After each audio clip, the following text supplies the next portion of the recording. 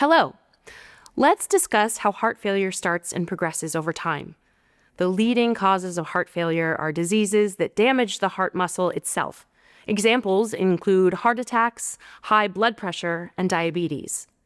Heart failure develops over time, and as the heart's pumping action grows weaker, it can affect both sides of the heart or the right side only. Most cases involve both sides of the heart. Right side heart failure occurs if the heart is unable to pump enough blood through the lungs to pick up oxygen, while left-sided heart failure occurs if the heart can't pump enough oxygen-rich blood to the rest of the body. Right-sided heart failure may cause fluid to build up in the feet, legs, and abdomen. Right and left-sided heart failure may also cause shortness of breath and fatigue. Remember, always follow the guidance you've been given by your healthcare provider.